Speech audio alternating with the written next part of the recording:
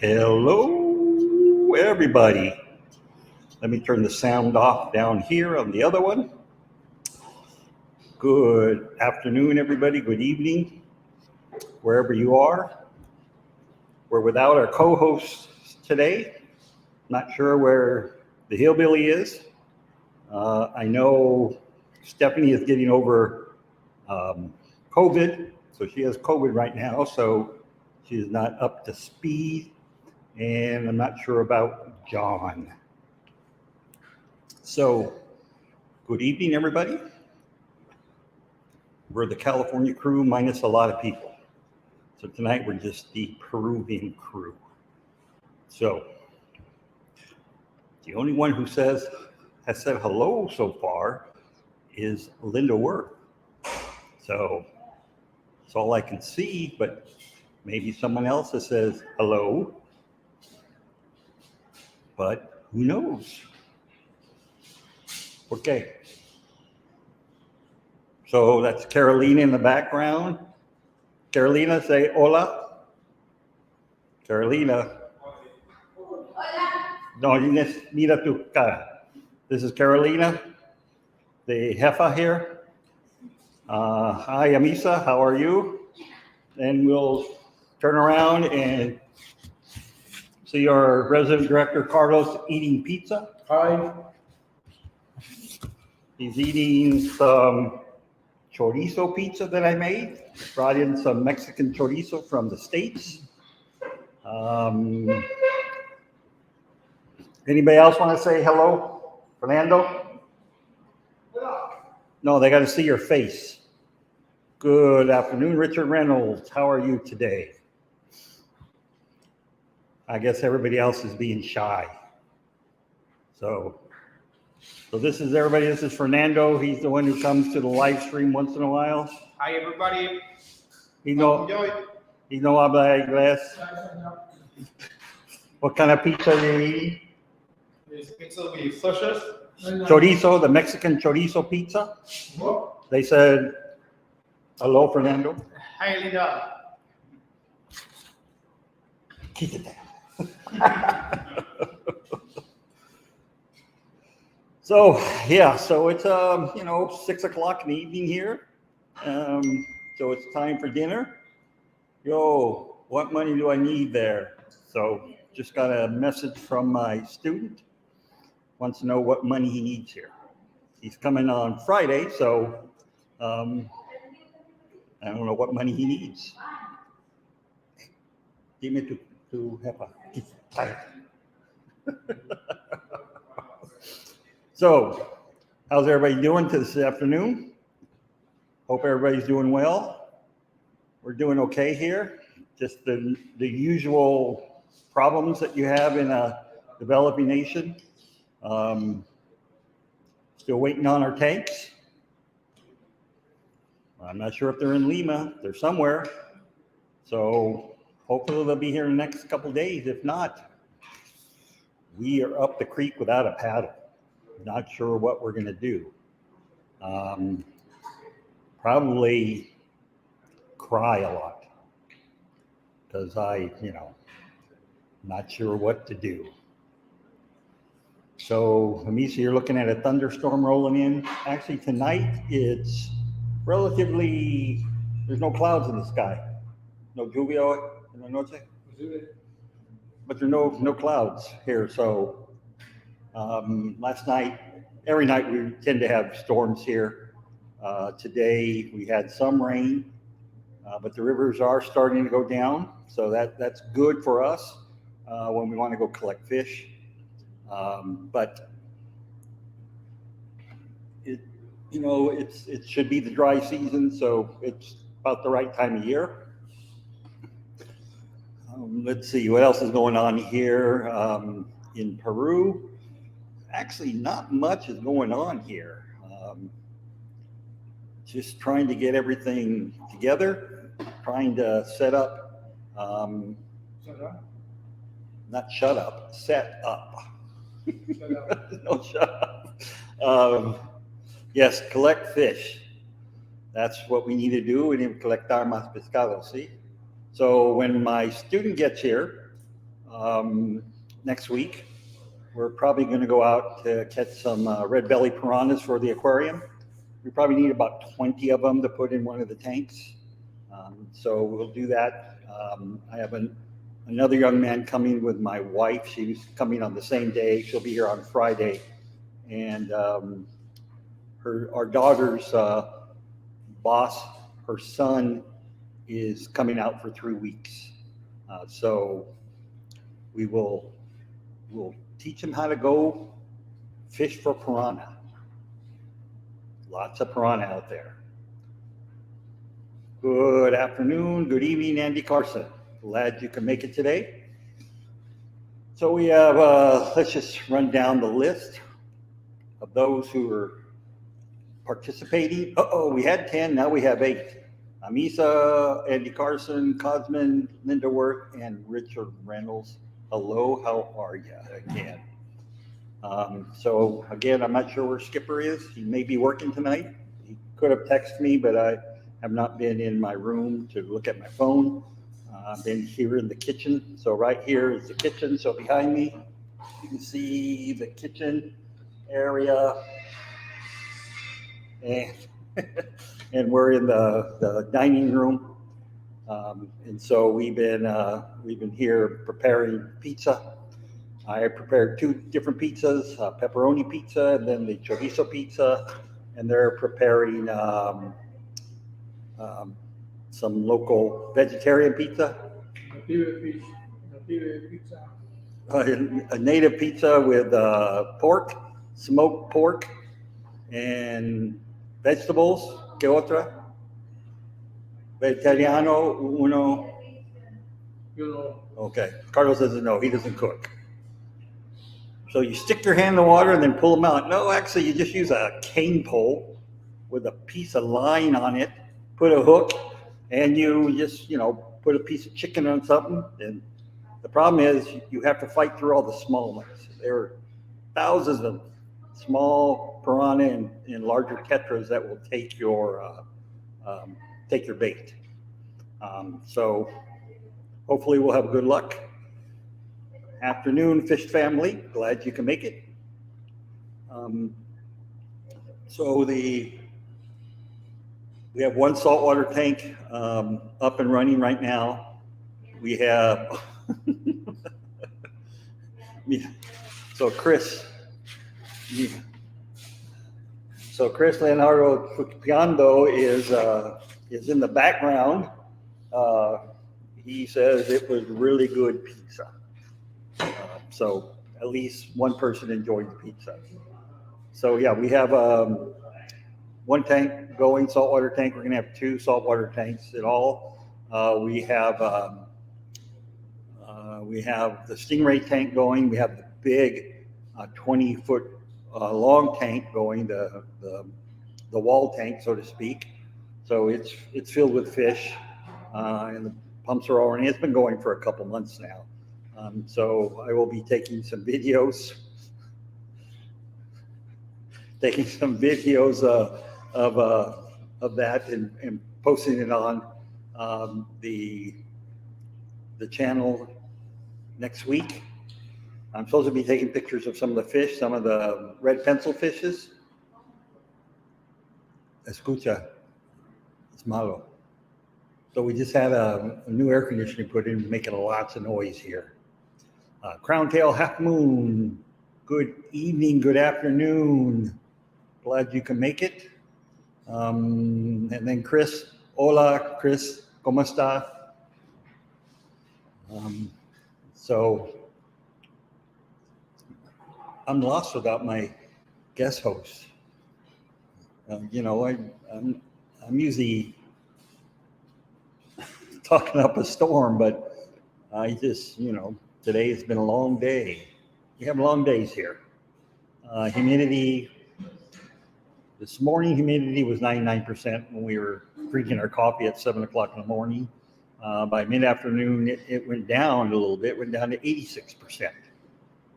Temperature actually very cool today, 73 degrees, but the humidity, you stand there and you break a sweat. Well, I do. The Peruvians hardly ever break a sweat. unless they're really working hard. Hey, June, glad you can make it. Thanks, Amisa. Don't forget, hit the like. Dr. A needs a hand. Yeah, I need a hand. Need more than a hand. Need a foot, too. But, that's the way it goes. It's a slow process here. And, that's to be expected. Things don't run as smoothly as they do in the States. You have to work on their timetable.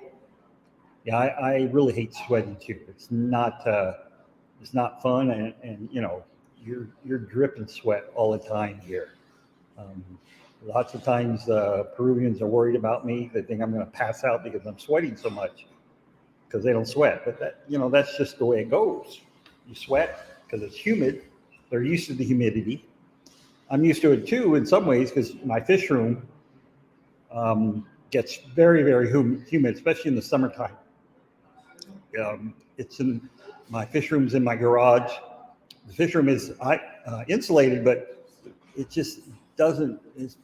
I don't know if it's insulated enough, so it can get 100 degrees in my fish room, and with all the evaporation that takes place in the tanks, you drip when you go in there. And most of the time, I do have a dehumidifier working, but in the summer, because the dehumidifier really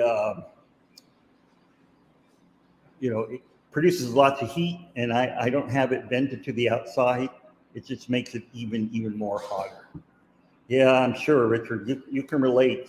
South of Florida, it's pretty much tropical conditions there. So it's a humid life there.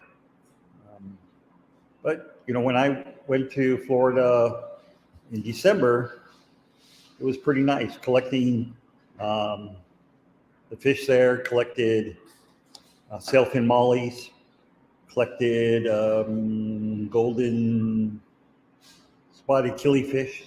I actually brought them back to California. The sailfin mollies have produced lots of babies for me. The killifish I put in my pond, so maybe they'll produce babies, maybe not.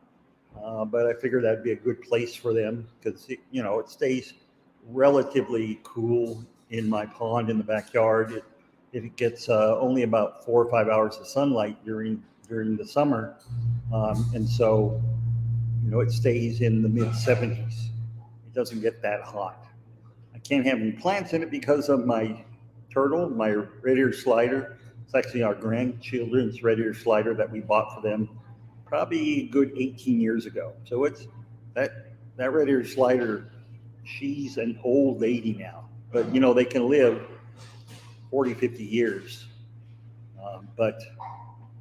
And no matter what, we can't get rid of the turtle because it's our grandkids. And every time they come over, they want to see Carl, even though it's a female. They named it Carl to begin with. And Carl eats every plant I put in there. So water lilies can't grow.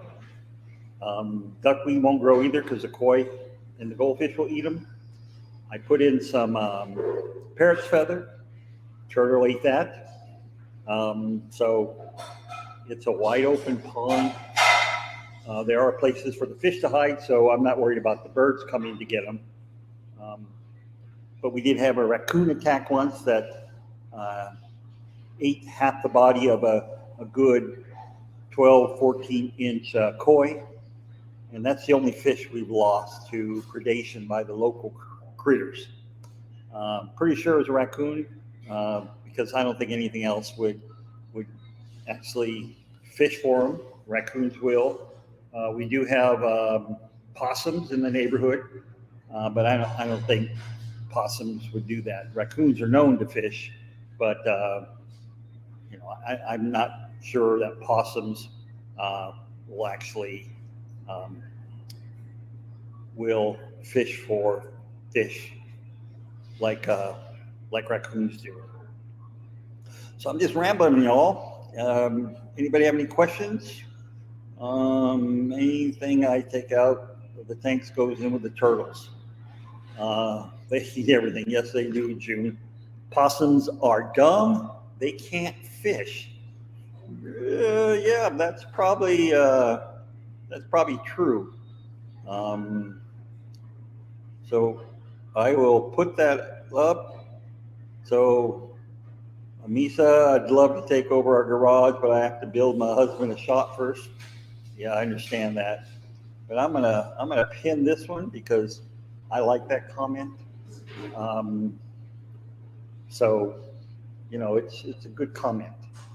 Um, you know, Possums are a delicacy in the South. When I was going to school in Louisiana, I was invited on many occasions to have possum stew by the locals. Never ate it. I ate most of the other things that they would cook: raccoon, um, squirrel, turtles. There, um, I obliged myself. I didn't want to, make my host feel bad, but possum is one thing I did not eat there. We did museum mounts of all the local mammals there for my mammalogy class.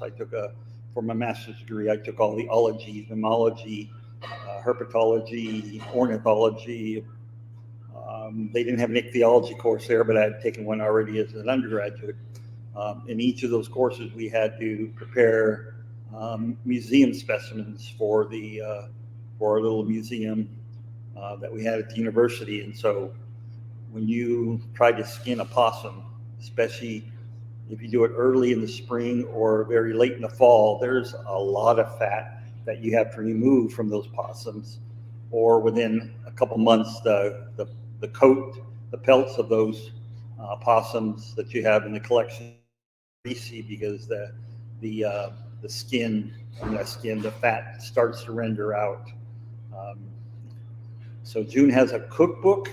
I like that one too. So June has a cookbook all about preparing roadkill. It's interesting. Roadkill. We actually had a student who worked on a project on roadkill identification. So he was able to identify um, birds and mammals that had been roadkill and were pancake shaped. And he became very good at that. And so um, it was an interesting project that he did. I did it over a couple of years, a couple of summers, and I would go out with him a couple of times. They just look like pancakes, but that's roadkill for you. But he never ate them. He only, kind of scraped them off the road and identified them. In those days, it was the infancy of DNA identification. So now it'd be easy to check yourself on the identification by doing simple genetic testing on the fish. Um, yeah, pizza pets. That's not a good thing to say tonight since they're still cooking pizza behind me. Um, but yeah, pizza pets or frisbee pets. I used to call them, frisbee animals because they're, especially um, when we'd go out into Texas, southern Texas, it'd be so hot that the animals would just dry out really, really quickly. So, um, they you don't want winter kill because winter kill they're still kind of mushy and you still got to get all the insects away from them. But the the summer kills are a lot better to deal with, a lot better to deal with. So, anybody have any questions for me? Because I'm just rambling. I'm supposed to, be an educator. I'm supposed to educate you all, but tonight, you know, I'm on vacation, so to speak. I'll be here in Peru for 3 months. Then in early September, I'll have to go back and play my professor role. But right now, um, that that role is not in my blood right now. Um, Usually we have a panel, they're not here. And I forgot to invite a guest. So if you all know any local people, maybe we should have a Misa come up one day. She is a local Californian. Bruiser CB asks, how's the new catfish, the Lindsay cat or Lince cat? Here they call it the Lindsay cat. It's doing okay. I think I've decided that we'll keep him here at the aquarium and put him in the big tank. He would have a much better life here than he would at any person that I would sell it to in the States. So I will just,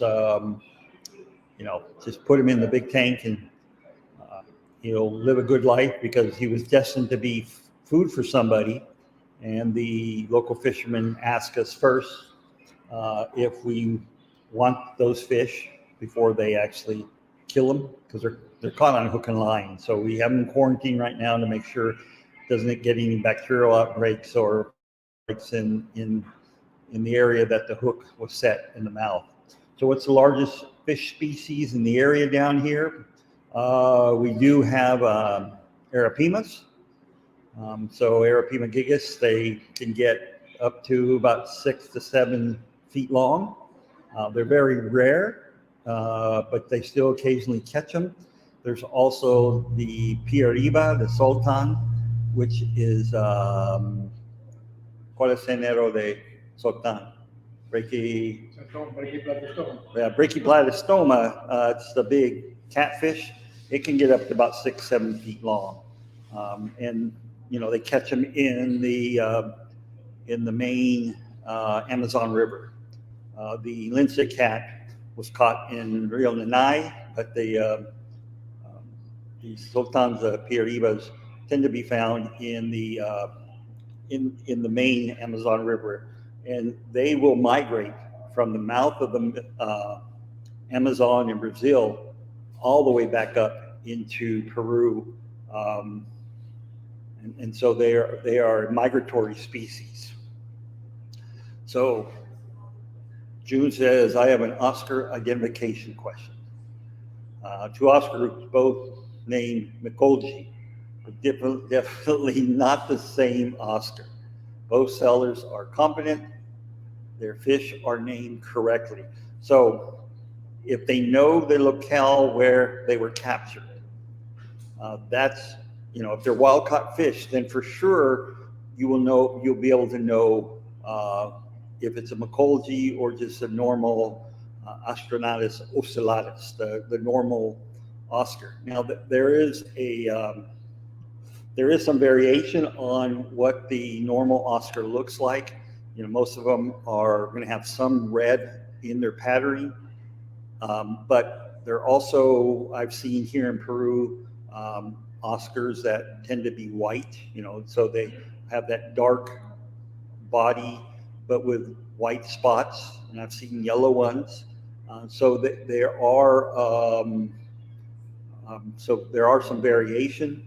One is sure he caught the wild fish. Well, if he caught it in the area that Astronatus Mikolji is found, then more likely it's a Mikolji. The problem is when people bring in fish from South America, they're going to name it for whatever gets them the higher price, even if they're not that fish. We find that oftentimes with some of the exporters here. They'll give a location to a fish because that location tends to give it a much higher price, and so it's not. You have to be weary sometimes of what you can get. So I'm going to read this question, then I'm going to ask Carlos in Spanish because I don't know. Is it true that Arapima eat baby monkeys as a significant portion of their diet? I read that somewhere, and I'm not sure I want to believe it. Okay, Carlos, una pregunta. ¿De Arapima come mono babies? ¿Cría de mono? Sí. ¿Sí? Sí. ¿Mucho? No es normal. It's okay. So So it's not normal, Carlos says. You've probably heard that. It's not normal, but they are known to eat baby monkeys.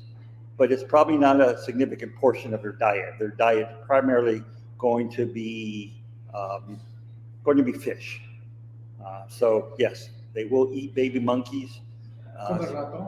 They see. Okay, so there was one study that showed that they also eat rats. So all these animals, like the rats, are probably swimming across the water. The baby monkeys are probably falling out of the trees into the water. It's not like I've seen some videos of arowanas jumping out of the water to get insects that are on the trees that are overhanging. I've never heard Arapima do that, to actually jump out of the water to get their food. So it's going to be food that's going to have landed in the water somehow or trying to swim across. So a good question. So we have Alexander Williamson from the Dark History of Your Aquarium. How's it going, Alex?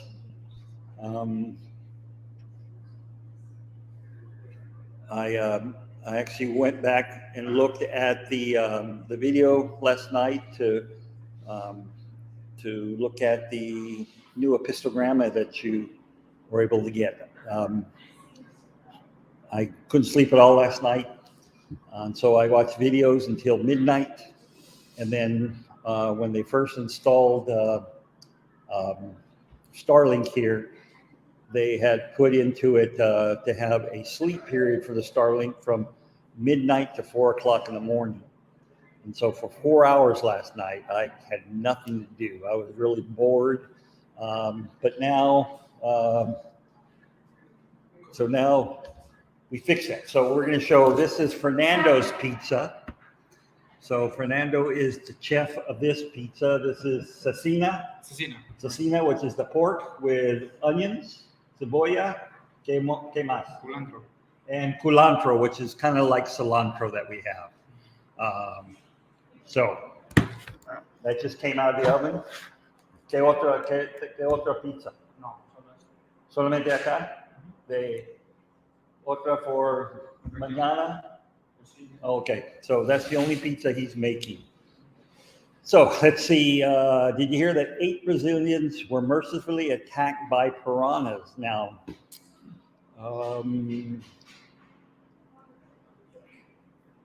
they all got bit once in their ankle, except one girl who was bit on her pinky finger. Okay, so I thought it was going to be a joke, Alex. Yeah, so piranhas aren't like we think they are. They're not going to really attack people. It's when the water gets low that they tend to attack people, only because they're hungry and they're run out of food, or if people are cut. That may cause an attack by the piranhas. But once one piranha goes after, it creates a feeding frenzy, and they just all go crazy. So that's what we're hoping when we go fishing for the piranhas next week, that will create a little feeding frenzy, and we'll be able to catch the 20 that we need for the aquarium in a goodly amount of time. But I think, both my student and the young man who's coming, they've never been here, so you gotta fish for piranhas at least once in your life, especially if you're down here in Peru. So that's a good thing. Any other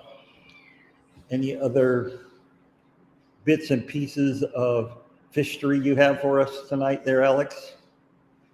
Water had been bright. Well, okay, no joke, but yeah, some idiot tourists went into a shallow pond full of them, where tourists have been feeding them. Yep. That happens. Fish, when you feed them, they're going to eat it. And if you, again, with piranhas, if you're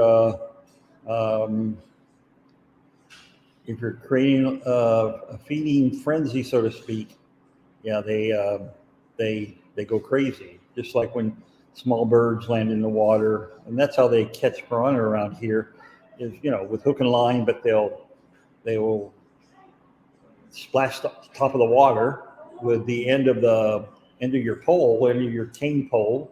We just use sticks here, and it mimics a bird or something thrashing around in the water, and then the piranhas will come investigate and go into a frenzy.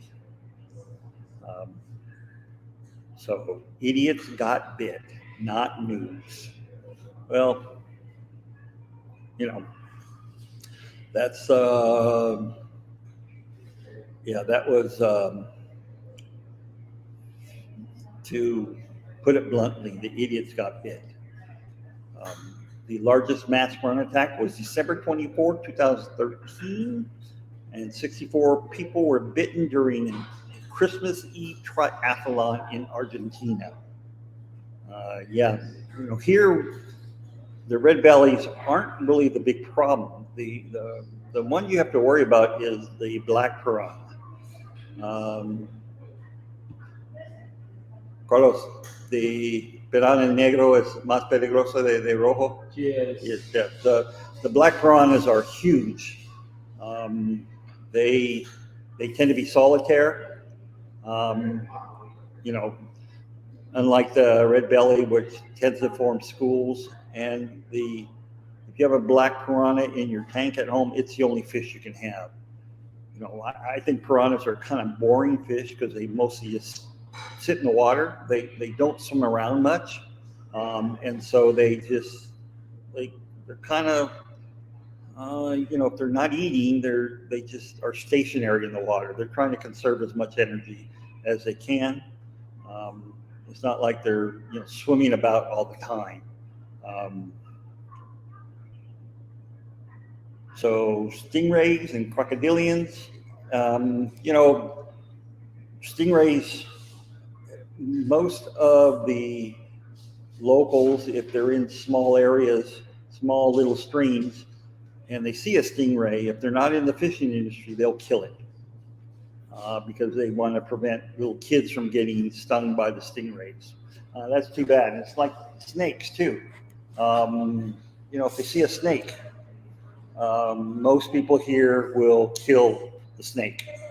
They won't eat it, they'll just kill it because snakes are bad mojo. And most people are afraid of snakes. So snakes carry spirits. A lot of superstitions here, even with people who are educated, will have some of these superstitions. You try to educate them, try to tell them, snakes are good.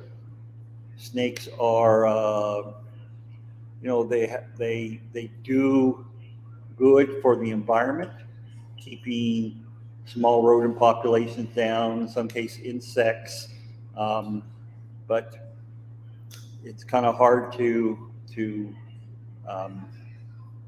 change people's minds when they grew up thinking, that's how it is. But we're an educational resource here, so we try to teach people about their environment, about conserving their environment, and about the whole interplay that all the animals have in the environment.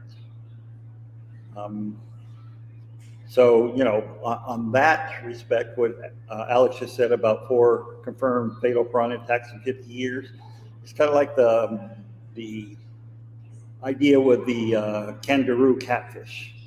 The kangaroo, which is the small parasitic catfish that tends to be a parasite on fish gills. They are attracted to chloride ions, and fish get rid of chloride ions through their gills, through cells called chloride cells. And so they follow the trail to the gills by following the chloride ions, and then once at the gills, they will have a blood meal. So they're blood parasites. And so with humans, what they do is they follow the trail up to the area where we release our chloride ions, which is in our urine. Our urine is filled with chloride.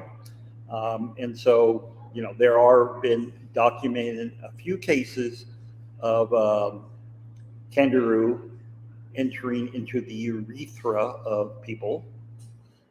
And it's not a pleasant thing because all kangaroo have spines on their body, their fins that are pointed backwards.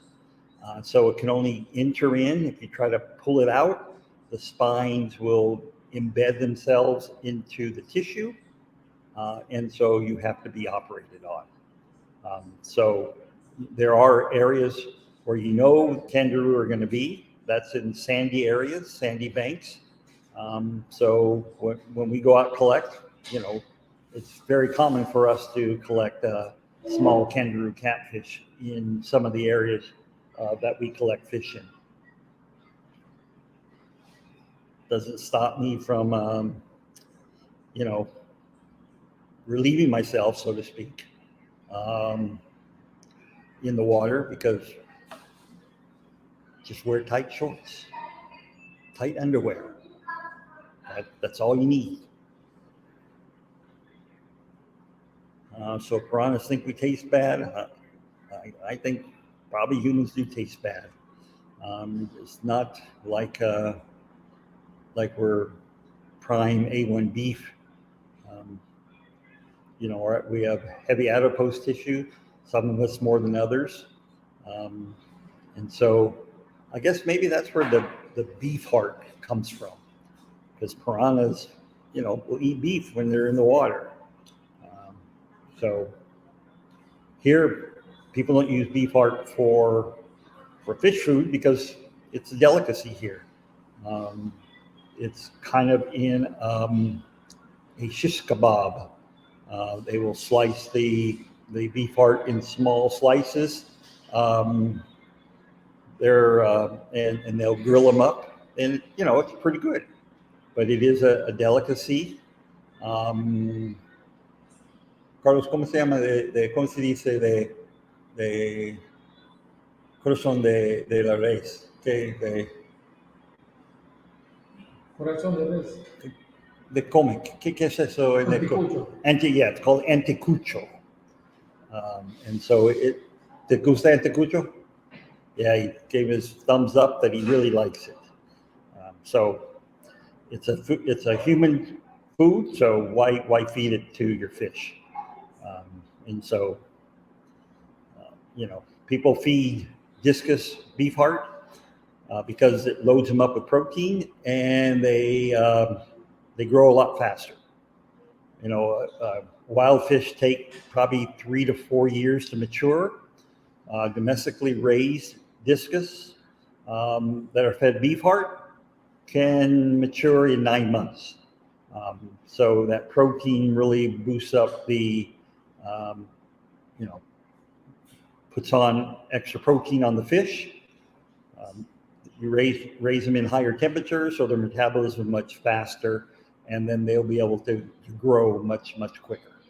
Occasionally we go out there, here you catch discus, and the water could be 76 degrees. People who raise discus, who breed discus, would never think of having their discus at 76 degrees.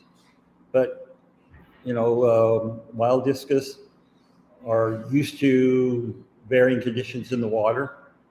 Your domestically bred discus tend to be, this is going to be a little controversial, but I think they tend to be a little less resistant to things. Everybody thinks wild discus are harder to keep. In some ways they are, but domestically bred tend to be weaker fish. You're breeding a fish where the babies aren't being attacked by predators. Natural selection does not take place very quickly in your aquarium, where in the The wild, natural selection takes place every day. They're picking off the dumb ones, so to speak, the ones that stray away from their parents, the ones that aren't growing as fast. These are the ones that are being picked off by the predators. And so, you're taking away those bad genes from the population. Whereas, in a domestically bred group, you want to try to raise all the young. So they're washing dishes behind me. So that was the pop. So foie gras, yes. Liver. Is it liver? Yeah, liver. That's right. You feed your fish filet mignon and foie gras nightly. Yeah, but a lot of people do feed, they don't feed beef heart, but they feed very rare steak. One of the problems with beef heart, you have to trim it, get rid of all the blood vessels, get rid of all the fat. The fish,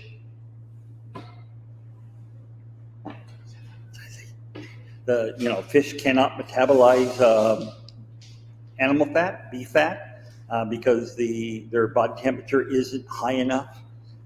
And so it can cause problems when you feed a beef fat based meals.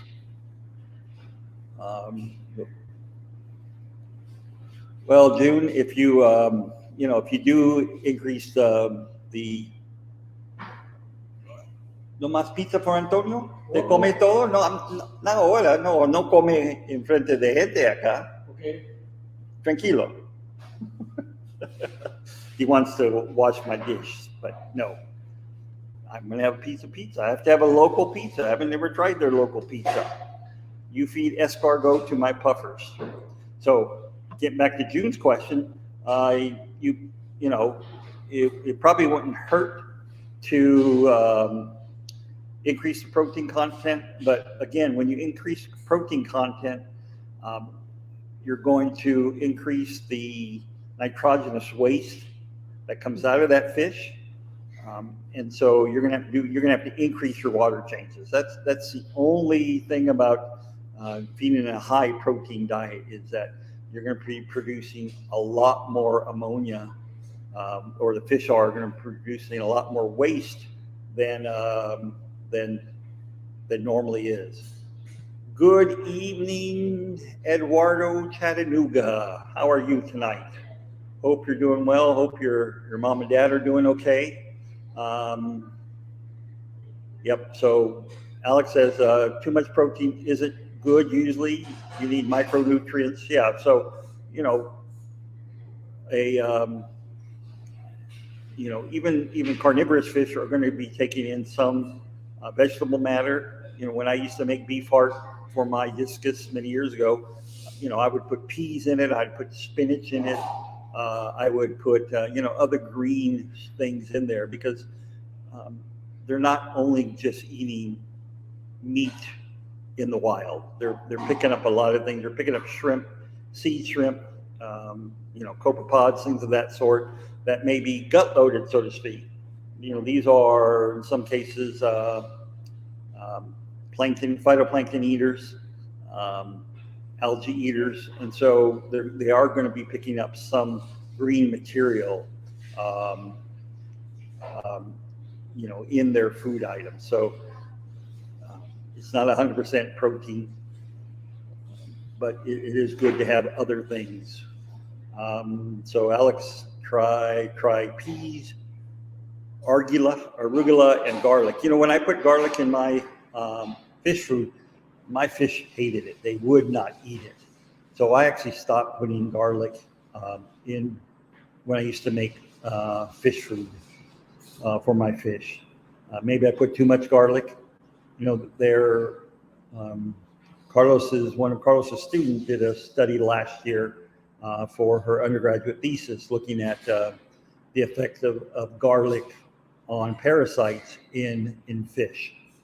And she found that increased garlic in the food does in fact get rid of most of the parasites, but there is a problem by increasing garlic. It becomes toxic to the fish as well. That, these studies aren't unpublished, but, she worked on ¿Qué pescado tu alumna trabajo con ajo?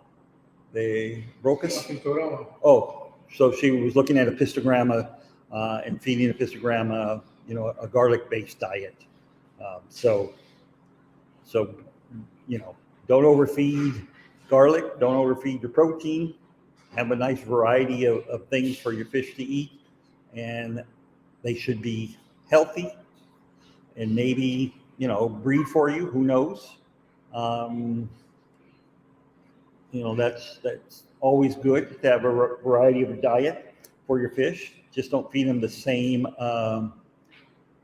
flakes all the time, but give them variety. Well, Ed, if your fish didn't die, then your fish were doing okay. So she actually found that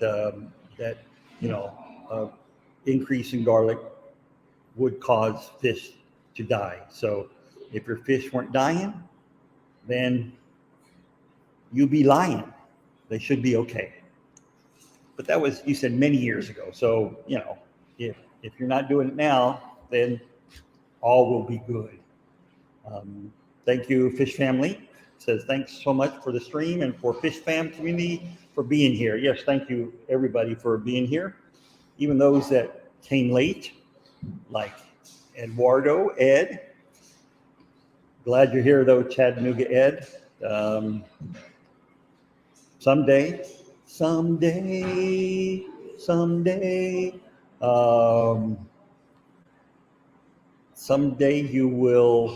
I will get guppies from you. So the Megaoptera have already paired off. Wow, that's pretty good. You have them in low pH? Are they in, a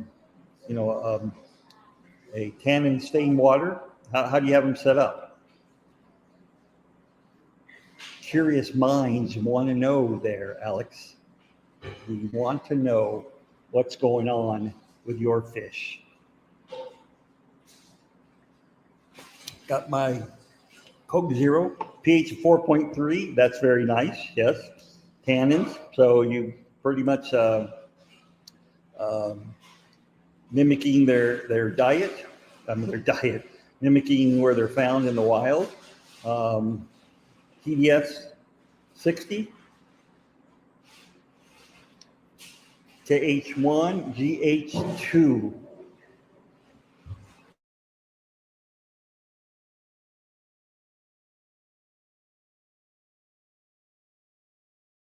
Gracias. So yeah, I actually brought a KHGH test with me because, I've never tested that before. And in our local water, the water we get from our reservoir has a KH of 1 and a GH of 2. I'm not sure what that means, but it's soft water.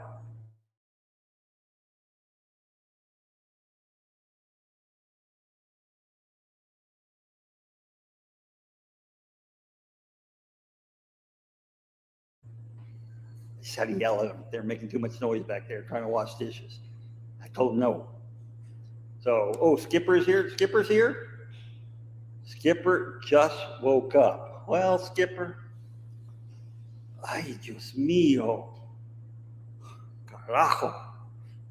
I don't know what that means. That's, kind of like a mini cuss word, right? ¿Cómo se dice carajo? ¿Qué es carajo? Oh, it's a bad word. It's a bad Peruvian word. I didn't realize that. So yeah, with the food you're feeding, ostracods, gammarus, low light, that should be good. So Skipper, you just woke up. So you worked all day long. That's okay, no problem. I've been rambling here for 50 minutes. Just had forgot to invite somebody, so it's just all by myself. All by myself.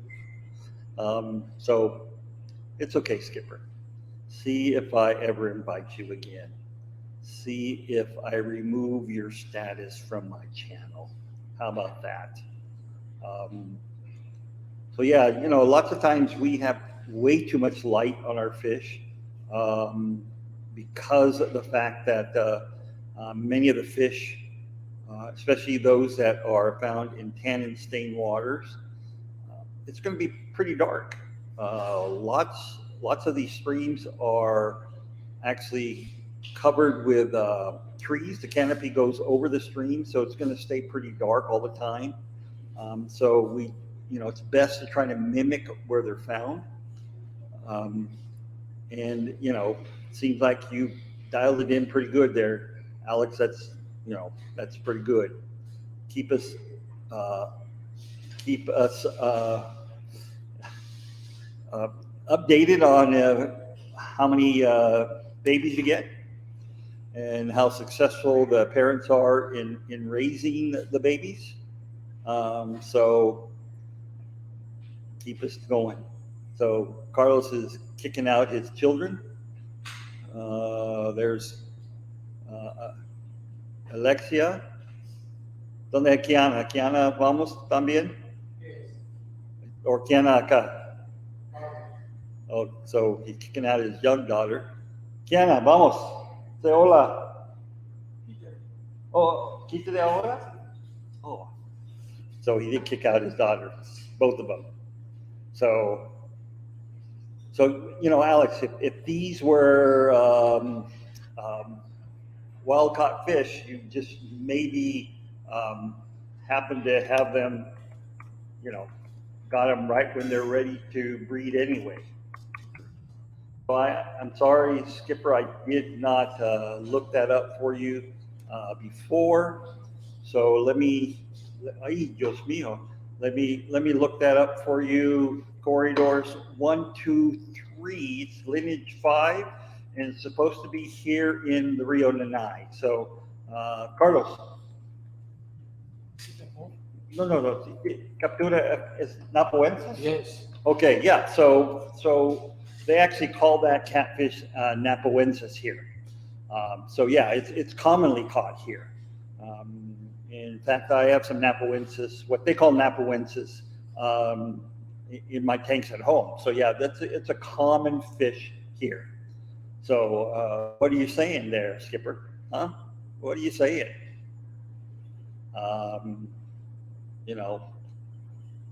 Maybe we'll catch some. Maybe, we can, you send me to the Clash, I bring you some, 1 or 2, that's it. So other than that, I can, no, I didn't, no, Carlos did not tell his kids to leave because I've been cussing. He told his kids to leave because they can't be quiet. They're really fidgeters. They just can't keep still. So that's why he kicked them out. They're just outside playing. So someone just paid $50 a fish online in Seattle for Corridors 1, 2, 3.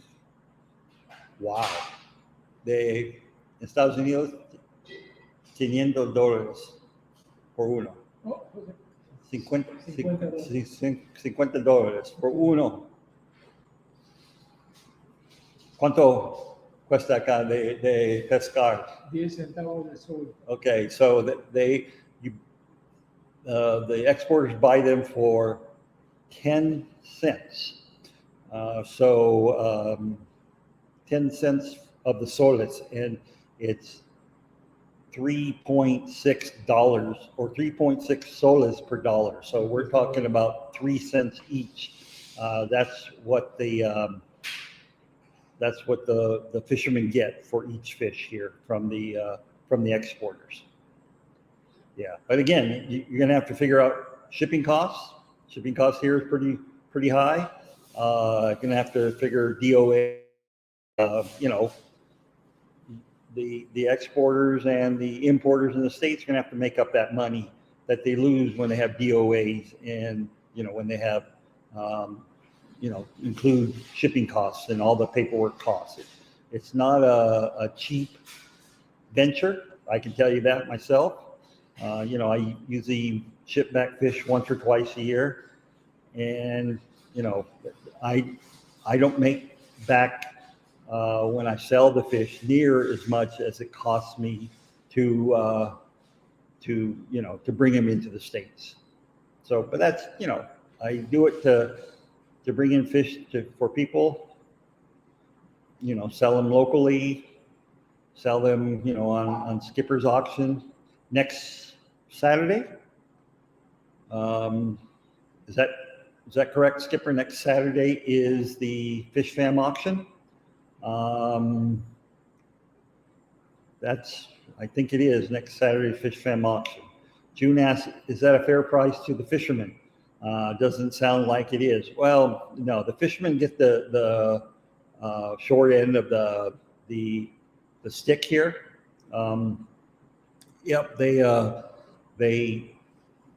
they're woefully underpaid for their fish, especially those that live maybe 20 hours away on a boat from Iquitos, and they go through a middleman, and the middleman pays even less for those fish, and so the fishermen are not making money off these fish very much. So that's what we're trying to teach them, aquaculture, for them to be able to breed their own fish, so they don't have to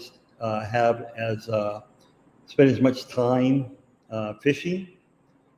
So that's one thing we're trying to do. They do have a union, so to speak, here. They do have these fishing co-ops that they all get together. Each little village has a fishing co-op that they all work together, and so they use just one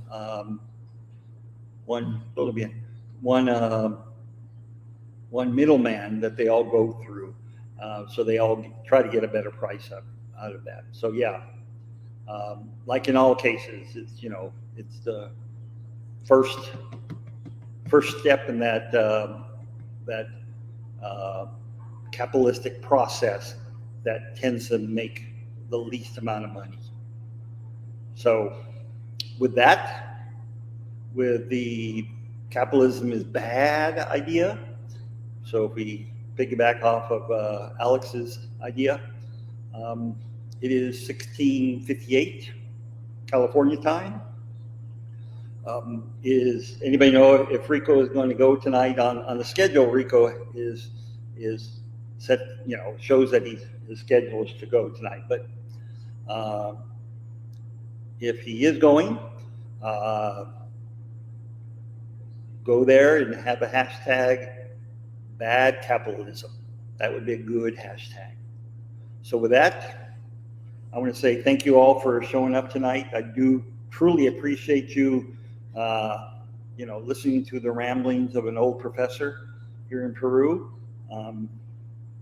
Remember, do your water changes, feed your fish well, hug your family, and I will see you if you're going to be here on Wednesday for my Wednesday stream. We're going to have a special guest on Wednesdays.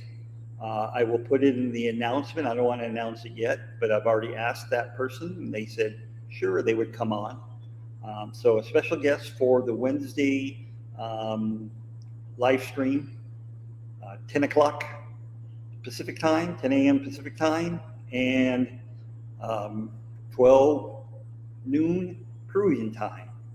And with that, I say adios, good riddance, and whatever else you want to say.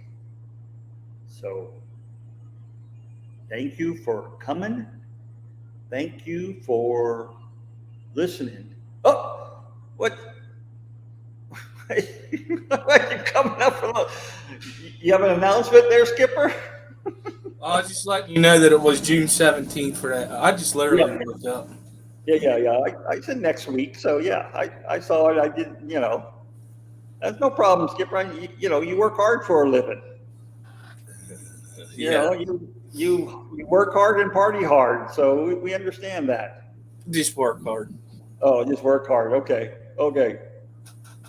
Anything to say besides Fish Fam auction next week? No. Okay. Thanks for coming up. Bye.